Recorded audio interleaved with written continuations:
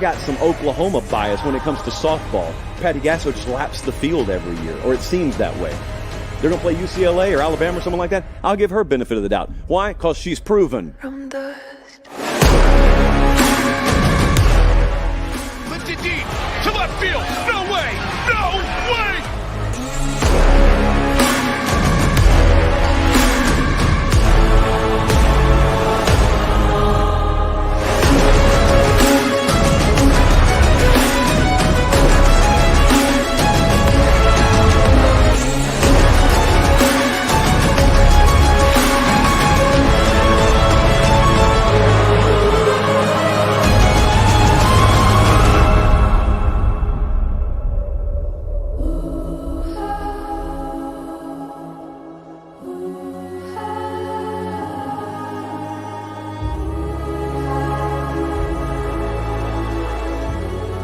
She hits one deep to center field. Coleman went up.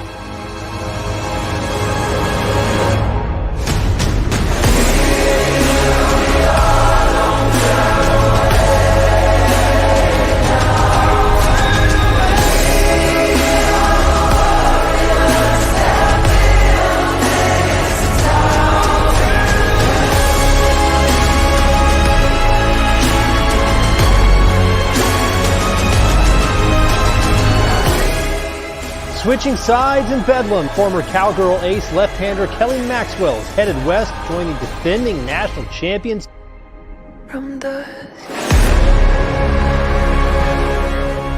Why would we stop now?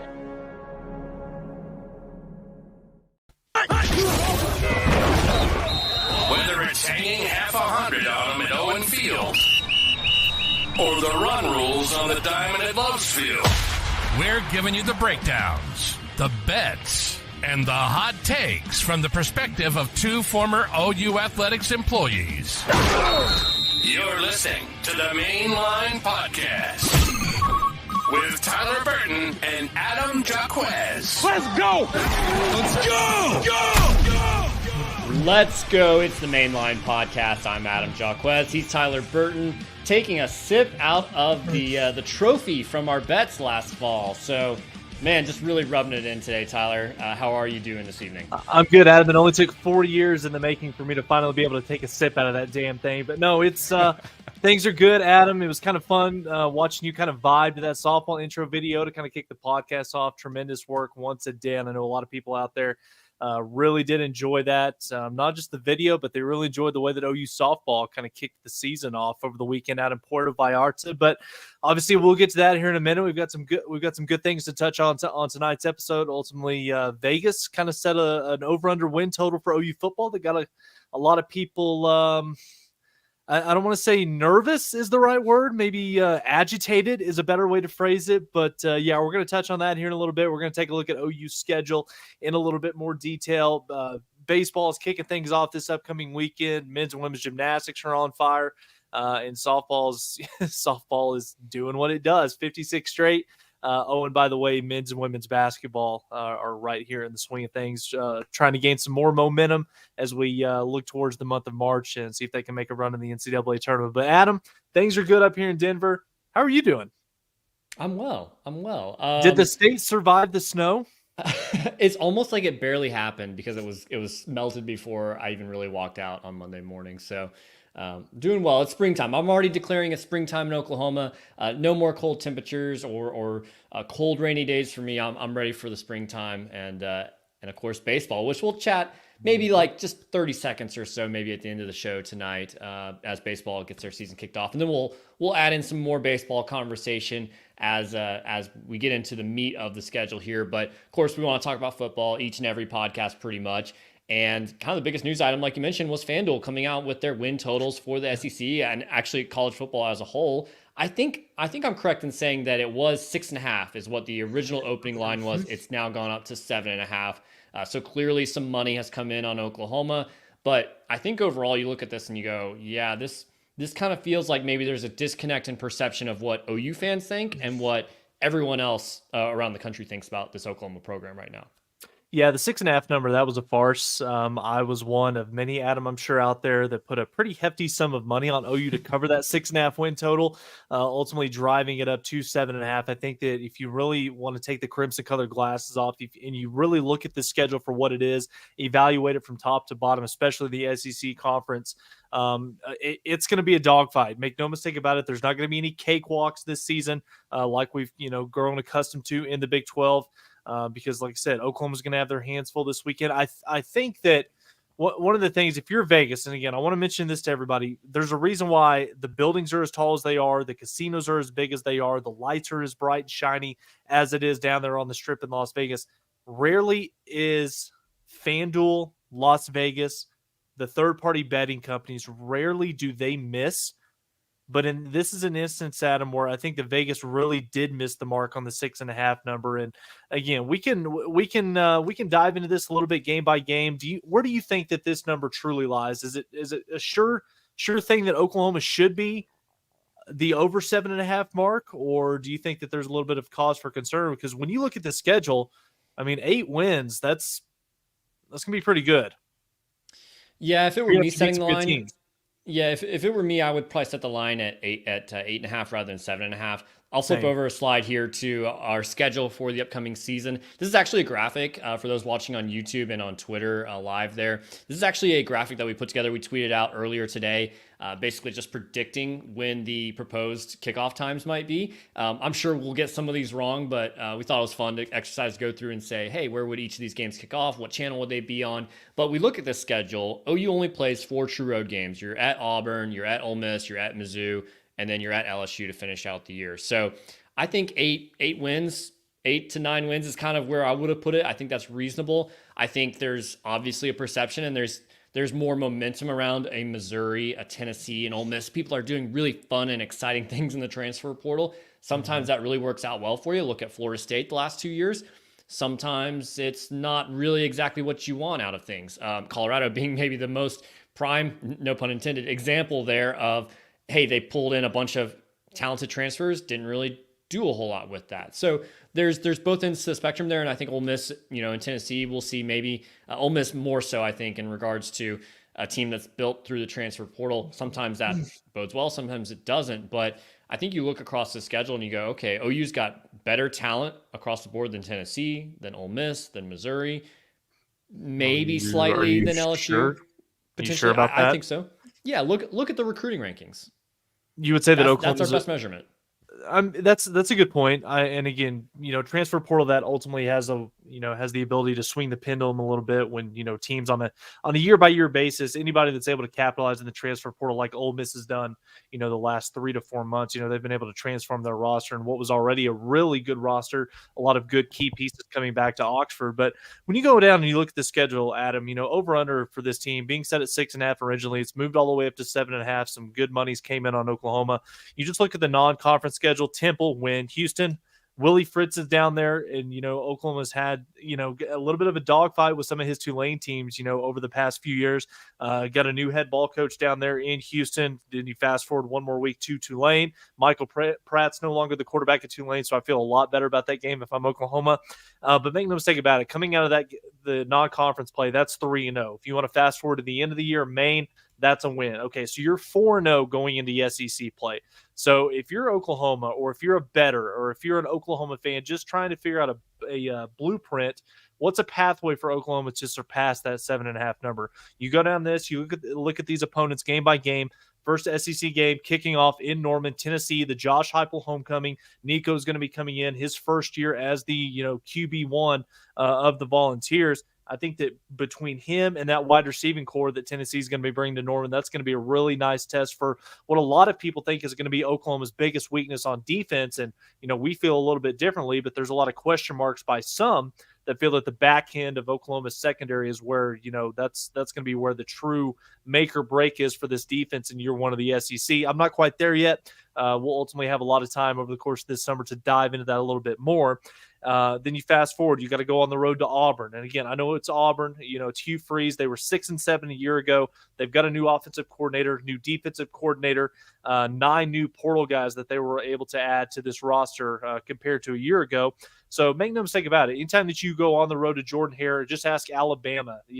Throw the records out of the window. It doesn't matter how good of a football team you have or how good of football you're playing. Anytime that you go to Auburn, you're going to be in for a dogfight. One of the good things, you got to buy a week before Texas, but again, so do they. So that OU Texas rematch after the Classic that was this year, that's going to be a lot of fun. Sark versus Venables, Part 3. And then you just look at the rest of it, Adam. South Carolina, the Beamer Bowl. They're going to be replacing Spencer Rattler. The offensive line down in Columbia, South Carolina, was abysmal. So you would only have to think that things are going to get better for the Gamecocks for that offense going into the 2024 season. And one of the things that does give Oklahoma fans, I know me especially, a lot more room to be confident about that game against South Carolina. South Carolina is a much different team on the road compared to when they're playing on their home field. So I would chalk that up to a win as well. And then, Adam, Murderer's Row, if you want to label that for the 2024 season, 4 out of your last 5 games, you go on the road to Oxford, you've got Alabama at home, you go to Missouri, you go to LSU. I mean, I know that a lot of people were pretty upset and kind of flabbergasted when they saw the 6.5 number, even the 7.5 number. But I mean, Vegas is rarely ever wrong. And if you don't really do your homework and you only see that, okay, Oklahoma's replacing all 5 starting offensive linemen, they've got a brand new quarterback coming in who really the only meaningful snaps that we've seen from this kid was in a bowl game where, he threw 3 interceptions. But again, do your homework, look into this a little bit more. I think that the 7.5 number, I think that Oklahoma, they should go over this because when you look at the talent that's coming back, some of the veteran experience that's on this roster, particularly on the defensive side of the football, I think that it's very easily attainable that Oklahoma should win at least 8 football games next year. But make no mistake about it, it's one of the top 5 toughest schedules in America, and Oklahoma's going to have to really develop in a few key areas over the course of the next 6-7 months for Oklahoma to get to where they want to be. There's not very many outside of the Oklahoma circle of, talking heads, media, people are doing shows and podcasts like we are that are saying, yes, Oklahoma is going to experience success in the SEC in year 1. There's really only one exception that I've heard, and that's Josh Pate, basically saying, hey, SEC fans, I think he's talking specifically to the Ole Miss, the Tennessee, the South Carolina, the Kentucky kind of, I know that's a wide range of different programs there, but those types of second tier beyond the Alabama and the Georgias of the world, and maybe LSU if you want to throw them in there too, but saying that, hey, like, you can look around and go, yeah, we're Ole Miss. We've been doing the SEC grind for years. Like, we know what it's like, and like, that's fine, but you've never had the talent in Oxford that Oklahoma's had. You've never had the program that's built on this foundation of success that Oklahoma has that's bringing in. So I think there is merit to that thinking and that talking line of conversation. I think, I'm not worried about the grind of the schedule necessarily. I'm more worried about how good truly is Jackson Arnold. Is he going to have an adjustment year? Is he Spencer Rattler in 2021, for example, where we know he's talented, but he's not quite processing things to the level that we need him to be? And look at, his career progress. He did get better at South Carolina despite having a bad offensive line. So it kind of hinges on that aspect of it. And of course, the offensive line. Now, we've looked at, I think we tweeted this out maybe 2 or 3 weeks back. There's a lot of starting experience on that offensive line, but it's all guys who have never really played together. It's guys that maybe will be shuffling around in different positions. So how quickly and how effective can those 2 position groups be? Because I have confidence the defense will continue to improve. They'll be good enough. I do think, though, there is merit to saying, yes, Oklahoma is going to be coming into almost every game with more talent. I mean, you only have 4 true road games. Like, you're going to be playing in Norman quite a bit, which should help tremendously. I think it's interesting, and we kind of went back and forth with some fans, with some people on social media over the last few days when you talk about, is Oklahoma truly ready? Are they SEC built? Do they have what it takes to compete in the SEC year 1? And, by all the different parameters that you want to measure it, I'll say yes, they have what it takes to compete. Now, do they have what it takes to compete at the highest level against the Alabamas and the Georgias? I'll even throw Ole Miss into that as well. With, this is probably going to be the most talented team that they've had in Oxford since I mean, what do you want to do? You want to go back to the Eli Manning days? Possibly well even before that. before that. Yeah, I like mean, we're talking probably 60s, 50s, 1950s before then, probably, I'm guessing. yeah, If ever. absolutely. This might be the best team they've ever had. 100%. And again, when you go down, you look at the roster, and make no mistake about it. I said it, Adam, and we fought about this in the group chat. We fought about this in the Discord with some people. I don't think that Oklahoma right now, as good as they are, and as well and as good of a job as Brent Venables and this coaching staff has recruited, building up the quality, competitive depth. Make no mistake about it, it is light years ahead of what it was 3 seasons ago. But I still think that you're at least one, maybe even 2 classes away, particularly on the line of scrimmage on both sides of the football, to be where you want to be, especially when you look at the fact that you're going to have to compete, a 7-8 game SEC schedule where you're year in and year out. You no longer have the luxury of having 1 to 2 big games a year and then having a couple of others where you cannot take your foot off the gas by any stretch of the imagination, but it's essentially a soft bye week. No, Oklahoma's not going to be afforded that luxury anymore. I mean, you look at it back to back. I mean, Texas, South Carolina, Ole Miss, Missouri, LSU, Alabama.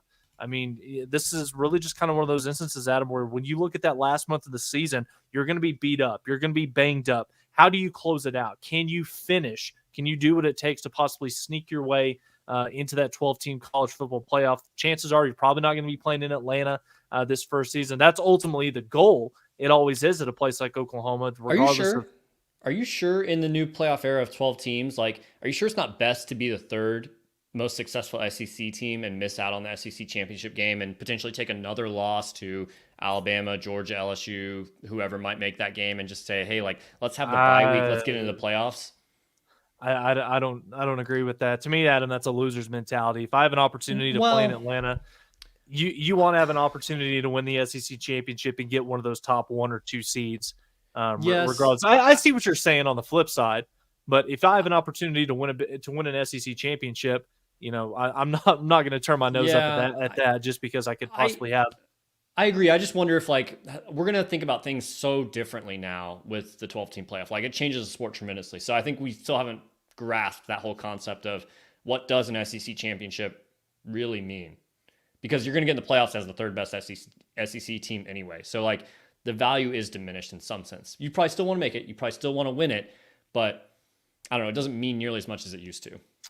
Well, I think that Oklahoma going into the SEC with the schedule being what it is and some of the logos and opponents that Oklahoma is going to be facing each and every year, no longer is it going to be like in the Big 12 where you have to go 12-0 or 11-1 to find your way into the playoff. Even if you go 9-3, but you have a win over Alabama, or you go on the road to Baton Rouge and you take down LSU, that's a quality, tier 1 win. That's a solid feather to have in your cap, because when the committee goes into that room and they really try to evaluate who are the best 4 teams. Okay, even though this is a team that's 10-2 or 9-3, they've got these quality wins. They're playing their best brand of football here towards the end of the year. They're a scary team, even if they are an 11 or a 12 seed. So again, you just want to be, we call it Championship November around here for a reason. You want to be peaking. You want to be playing your best, football when it truly matters. And, stakes are going to be at an all-time high that last month of the season with trips to Oxford, Columbia, Baton Rouge. And, oh, by the way, you sprinkle in a senior day against the Tide. You say that OU's a couple classes away potentially. We look at this over-under line at 7.5. 7 or 8 wins is kind of what Vegas is saying in the first year in the SEC.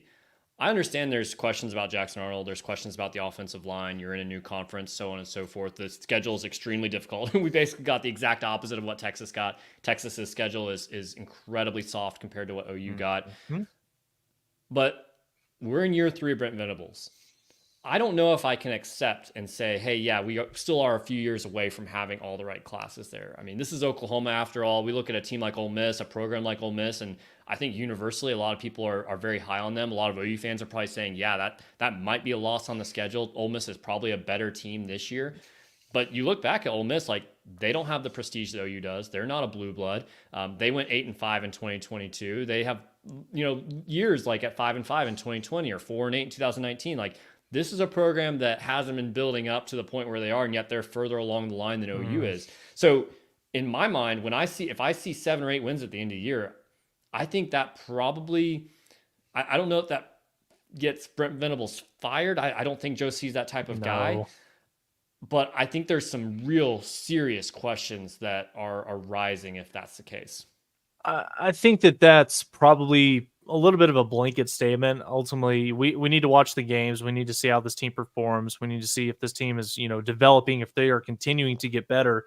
Obviously, you're going to have some growing pains going into the SEC in year one. It's a different brand of football. It's a different style of play. It's a more grueling, consistent schedule, from week 1 to week 14. So, but again, I think that this is going to be an opportunity where Oklahoma, you use year one as a true measuring stick. That's where you find out, let me back up here. Brent Venables knows what it takes to compete and beat SEC teams, upper echelon teams. We saw it time and time again, winning his national championships at Clemson. But even though I think that Oklahoma has made progress, they made some serious upgrades at the talent position, particularly on the defensive line. But I don't think that the defensive line in this conference is one where you want to be relying upon true freshmen or maybe even sophomores consistently over the course of an entire season. So we'll see. If Oklahoma goes 7-5, I agree with what Jimmy here. Brent's seat will start to get a little bit warm. But if you go out there, you win 8 or 9 games, you show that this team is, they're finding their footing. Jackson Arnold is growing into the type of quarterback that we expected him to be when he came out of Denton. Then I think that Brent can feel good going into 2025 because this team's only going to get better as Jackson progresses, as some of these young guys, these elite level recruits that Brent's brought in each of the last couple of seasons, they're going to get better and better as time goes on. But again, I think that the offensive line, this is where it's going to make or break this season. That's the difference between a 7-5 season and possibly a 9-3 or a 10-2 type year, because skill talent, Oklahoma's got it. Wide receiver, running back, one of the best in the country. Defensively, linebacker, arguably top 2, top 3, maybe position group in the entire SEC. The back end's going to be loaded. Very, very excited and eager to see what this defensive line crew, especially the edge guys. I know a lot of attention's been made about the interior, getting, Jacob Lacey back, getting DJ Terry, having David Stone, Jaden Jackson joining the fold. But Oklahoma, one of the real, I don't want to say weaknesses at them, but one of the position groups where we haven't gotten the elite level of production that you need at a place like at Oklahoma to compete in this day and age of college football. It's the rush guys. It's your R. Mason Thomases. It's your PJs, Ethan, so on and so forth.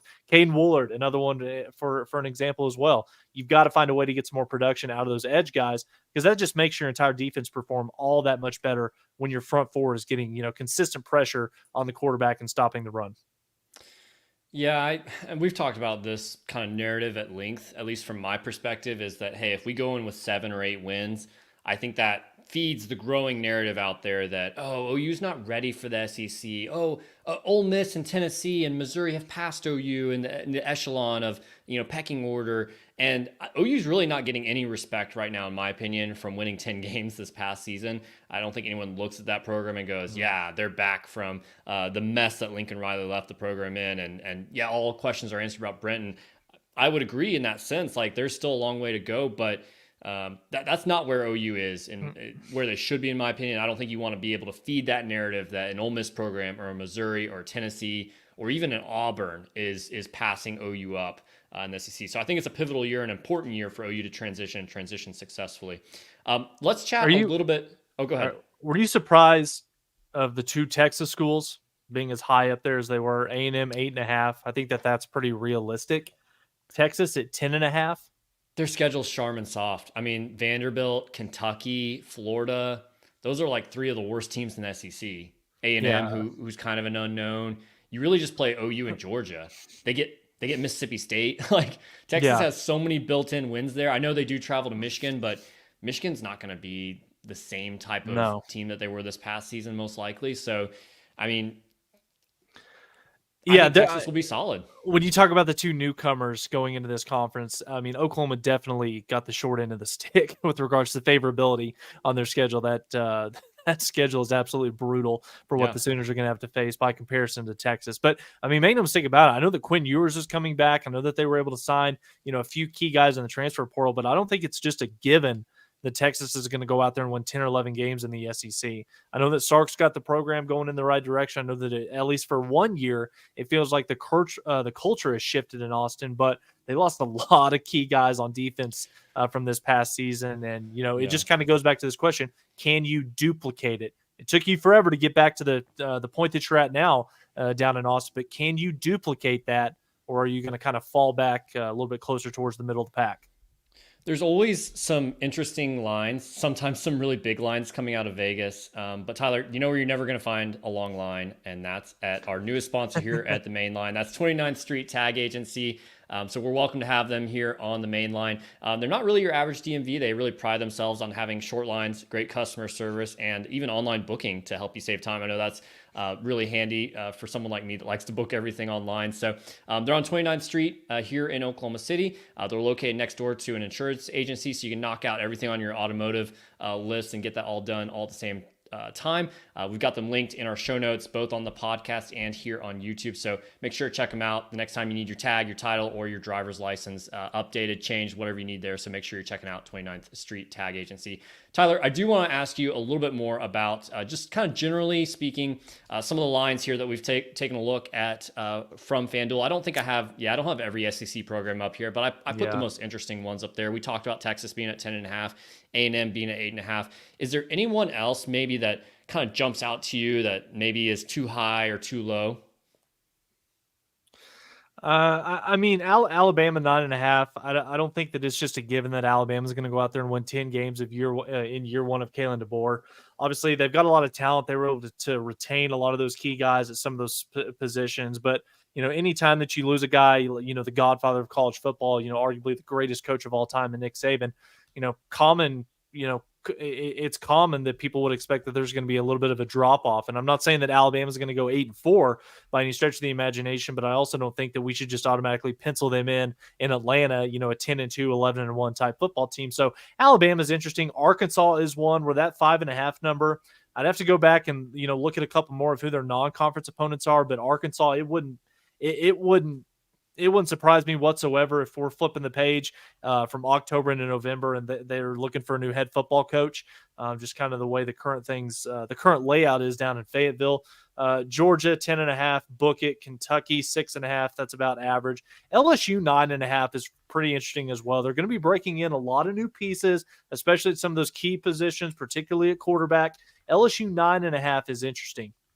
I was just about to mention them. I'm looking at their schedule here. They play some tough teams. They get OU, they get Bama, they get Ole Miss, all at home.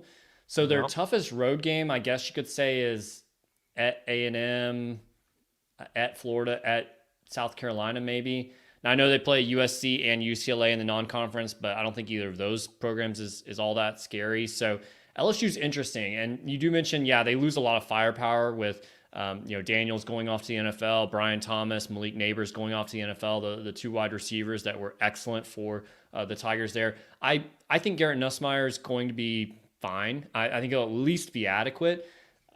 I do wonder, though, maybe they take a little bit slower approach to their offense, and maybe that helps serve their defense. I know you fans are familiar with that aspect there, but it is interesting. And it's kind of the quirks of the scheduling. And you look across the board, almost no one other than Florida has a tougher schedule than OU right now. So, you look at 9.5 for LSU, Bama, Missouri, Ole Miss, but none of those schedules are created equally. So it's hard to measure a lot of things there, but I thought that one did stand out to me as well. Yeah, OU fan in the chat saying he's smashing the Texas over. Their schedule is super soft. Yeah, you go back and you look at this. I guess I hadn't really fully, dove into it since the SEC schedule revealing. Colorado State win at Michigan. Okay, probably a better than 50-50 chance. That's probably a win, given, all the fallout from Jim Harbaugh. But don't count out Sharon Moore. I don't think that that's just a given that Texas is going to go up to Ann Arbor and knock them off. UTSA at home, ULM at home, Mississippi State at home. Then arguably their two toughest games are in back-to-back weeks. Oklahoma, then they get Georgia at home, at Vandy, Florida at home, at Arkansas, at Kentucky, and then you close things out on the road at Kyle Fielding and Texas A&M. 10.5, I don't know. That feels like one I stay away from. And I have a lot of respect for Texas and what they pulled in from the portal. I think they do reload in some positions, and that is a really easy schedule. But OU, Georgia, emotional game at the end of the year versus A&M. Yep. Yeah, play at Michigan. I think it's gonna be tough. Especially when you look at, okay, you made the playoffs. Like, what is the mentality of that locker room throughout this offseason? Is it, yeah, we're finally back, we made it, or is it, man, we fell short. Like we're banding together and we're going out and making sure we win the next playoff game. I have questions. I wonder how that team responds. So, but again, like very easy schedule. We may not find out really until the end of the year. Yeah, I think I'd stay away from both Texas schools. A&M 8.5. I mean, their best season is what, 9-3.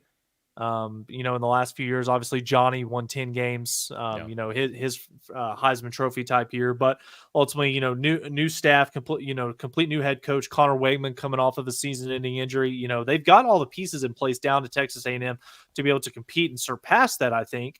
Ultimately, I think that getting rid of Jimbo Fisher, that was ultimately the best thing that could have happened for Texas A&M, because we always talked about during the coaching search, okay, who's the sexy hire, who's going to be the biggest name out there on the board that Texas A&M could go out there and get. Well, they didn't choose to go that route. They chose to take the route that I think is more suited for what Texas A&M needs to be doing. Get a blue collar guy in there that's not going to be worried about flash or putting up a shit ton of points. It's going to be come in, get your nose dirty.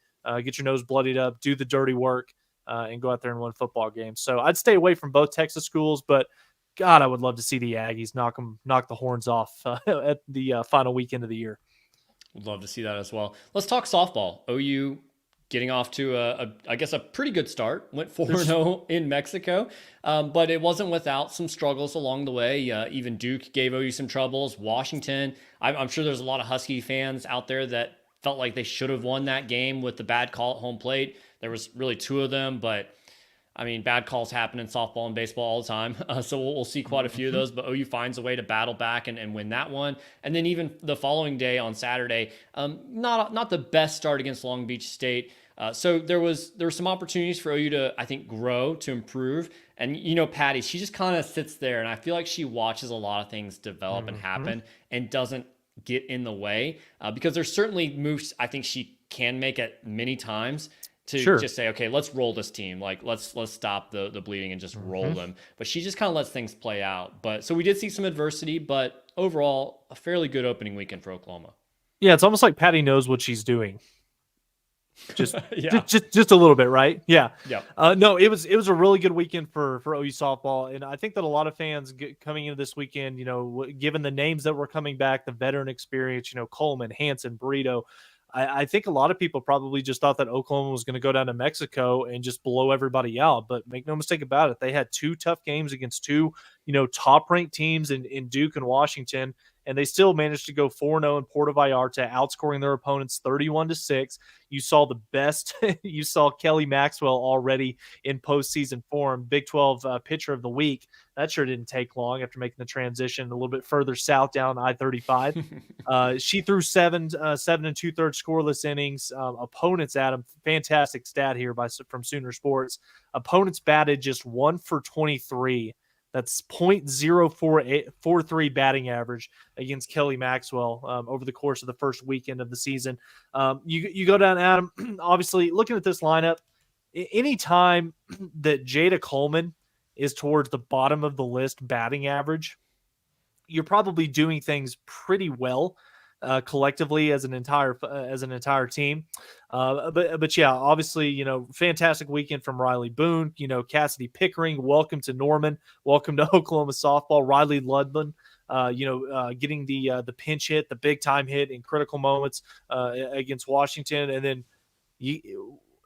this is a girl, I don't know if she just doesn't get the credit that she deserves. Maybe she does, Adam, but Alyssa Burrito, 3 home runs in your first weekend to kick off the season.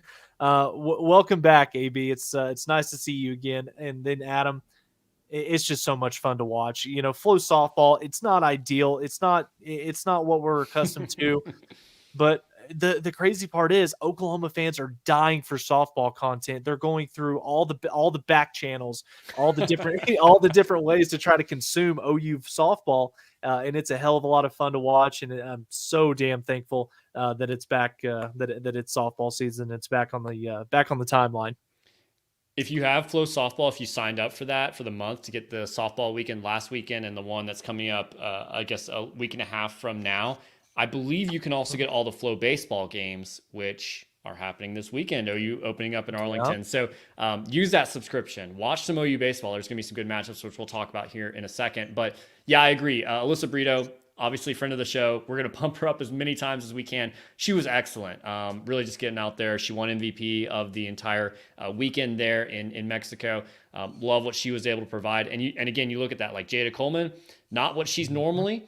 She'll get there. So like, this team is far from a finished product. I think from a pitching perspective, I think they're still going to take some time to kind of feel out what is everyone's role. Can they kind of get comfortable? Because we saw some good moments from Peyton Monticelli. We saw some good moments from Keeley, the Liberty transfer, but I don't think we quite know where all of them are going to settle in. Are they going to be more of a reliever? Are they going to be more of a closer? Like, where do we see each of these roles fitting in? And I don't think the pitching talent is as elite as it was last year. Anytime you lose Jordy Ball, that's probably going to be the case, but I think there's a lot more depth there and probably maybe a little bit more, I don't know if this is a word, dynamicism. There's a little bit more dynamic there too. Okay, you've got different arms that you can throw. Even Kirsten Deal, she had a little bit of a rough day on one of the weekends there, but I think overall she'll be able to start contributing. And then you talk about the freshmen. We asked Alyssa Brito about that. I think it was 3 weeks ago we had her here on the show.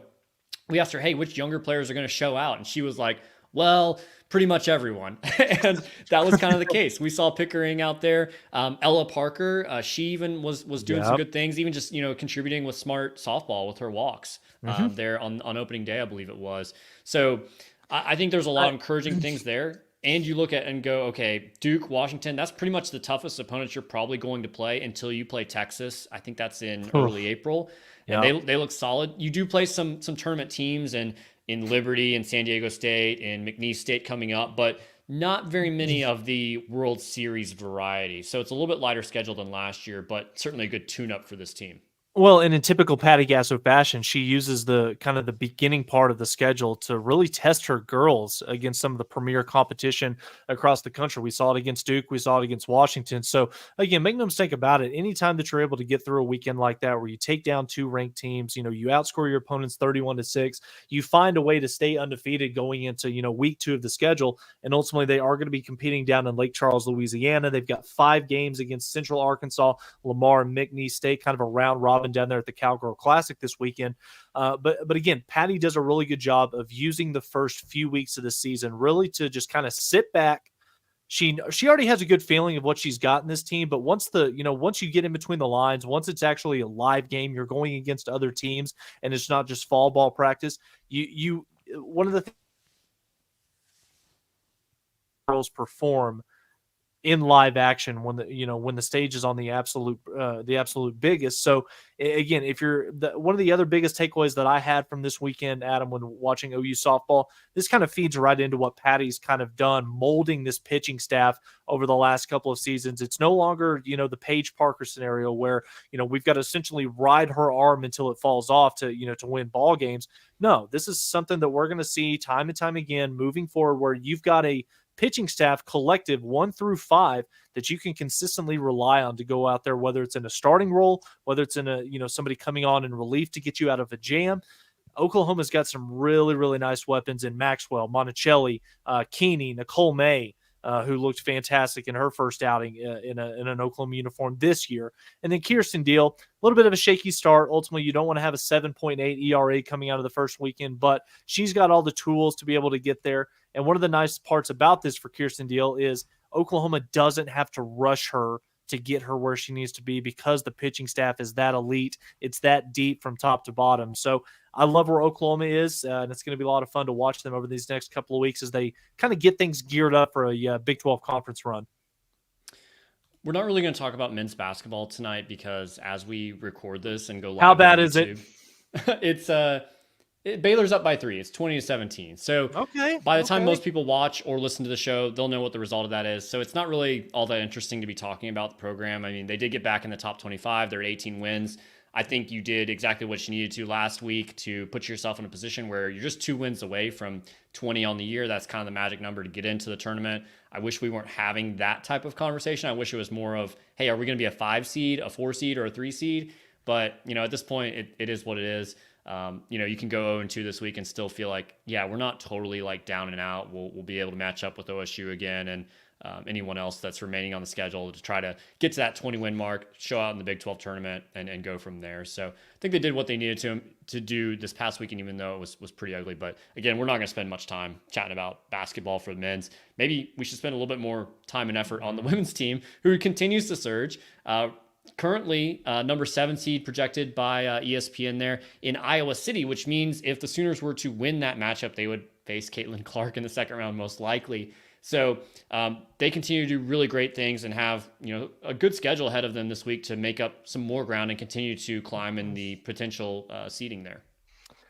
Yeah, I mean, another episode, another week where we give Jenny Baranczyk the credit that she's due. This team has won 8 in a row, first place in the Big 12 Conference, 11-1 record in conference play, Adam. And we talked about it on last week's episode. You had you were coming off a couple of road wins over some ranked teams. You had the road win in Stillwater, tough matchup against your arch rival. And then what do you do for your 2 games last week? You just beat TCU by 17 at home. You just go on the road to Ames. And what many people thought was going to be a trap game. Iowa State's got a nice ball club up there. And you knock off the Cyclones by 17, and 10 different players in an Oklahoma uniform actually scored. So that was a fun box score to kind of run down. But yeah, make no mistake about it. Jenny's got this program firing on all cylinders right now. They've got 6 more games to kind of close out the Big 12 regular season play.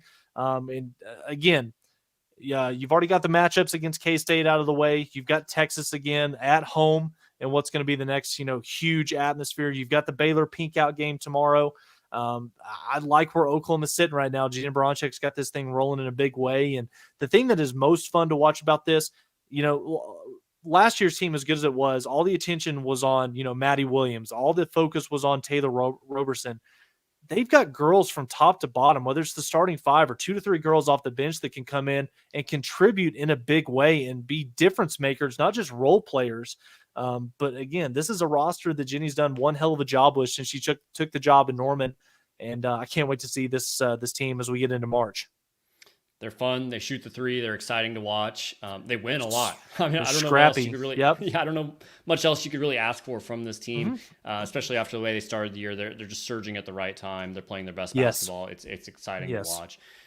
Before you tune out of the podcast, shut it down, or close off of this YouTube page, we got to talk baseball. And let me get my little PSA out here, because I know not every fan of OU sports is a big baseball fan. You might be more interested in football and softball only, but it's important. There's a big change coming for this baseball program headed to the SEC. So this is our final year in the Big 12 for baseball. This is a good ball club. Last year they went to a regional. This year, I think there's I know Brandon Schultz over on the Oklahoma Baseball Experience has described this team as a very high floor type of team.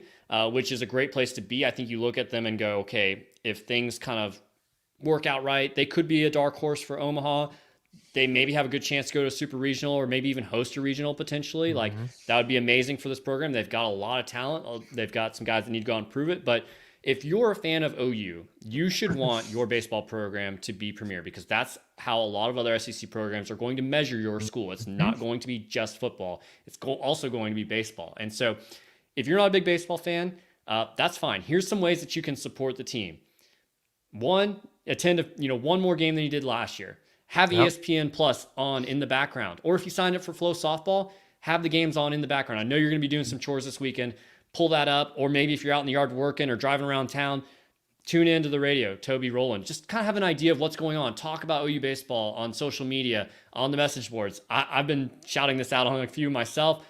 Buy the merchandise. Get yourself a cool OU baseball shirt like I did. Let the school know that baseball is important to this fan base, because that's going to help them say, hey, let's invest time, efforts, funds, and then also the big donors as well to say, hey, look at all the people that are talking about baseball. Look at all the people that are attending baseball right now in a stadium that's pretty crappy, honestly.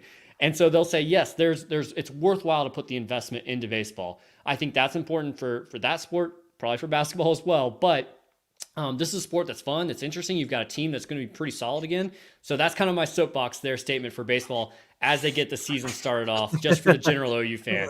And I know I'm a little bit more like excited and ramped up about it because baseball does hold a little special place in my heart, as that was an area that, I focused on when I was working at the university. But I got to say it when it gets to baseball. I'm excited this time of year. No, you hit the nail on the head, Adam. I really don't know if there's much more for me to say other than for all you OU fans out there that buy the baseball tickets, simply because it helps your points with the Sooner Club for your football seating selection and your bowl game tickets, OU Texas as well. Still buy the tickets, but make it a point to come out there and support this team. So if you had a chance to listen, if you haven't, go check out Skip Johnson's, kind of preseason press conference that he did just a few days ago. A lot of excitement. Oklahoma's going to be a baseball team this year where you've got some good guys that have come back, but you've also got a lot of young new faces that have a tremendous high upside.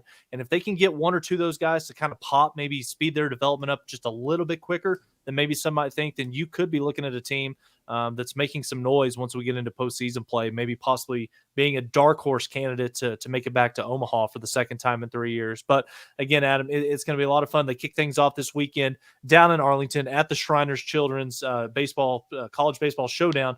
They got 3 games in 3 days: Oregon, Tennessee, Nebraska. This is going to be a good opening weekend test for this baseball team to find out a little bit more about this pitching staff that I know a lot of Oklahoma fans, a lot of OU baseball fans, and even some media guys as well are interested to see, what does the starting staff look like? What does this bullpen rotation kind of look like? I think we're going to get some answers to that this upcoming weekend. But again, to really hit this home, to kind of echo what Adam said, you are going into a conference. This is your last year in the Big 12. You are going into a conference where the passion for baseball at SEC schools is just as high as it is for their football program as well. So if you have an opportunity, whether it's go down to College Station, go to Baton Rouge to check out some of these games. If you can't do that, at least turn on the TV and you go watch an LSU home series once they get into the SEC play. You'll see 8, 10, 12, 15,000 fans at an LSU baseball game. This is the world that we're about to come into. This is the change that we need to see our fan base kind of ramp things up a little bit more, because it's coming fast, and we want OU baseball to be an asset to this athletic program. So fans out there, treat it like one. Go out there, support the team. Let's get after it. Kyler Murray, James Nesta, Grayson Harris, Taylor Tatum. I'm probably missing some guys in there as well. Jonah Williams, who hasn't committed yet to Oklahoma. This is a program that helps football. If you only care about football, support baseball, because it helps football. So I'm sure most people that are listening at this point already do, and they're huge fans of baseball, and they're supporting team in any way that they can, even if it's just staying at home and paying attention and watching the games. That's meaningful.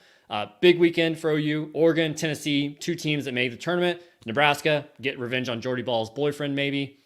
I don't know. But some interesting games there for OU baseball this weekend. And we'll talk a little bit more about that as we get into next week. The results, what looked good, what didn't. And of course, we'll talk softball and football, as well as probably some basketball talk again next week. So thanks everyone for joining us this week on the main line. We will see everyone again next Tuesday for the next episode.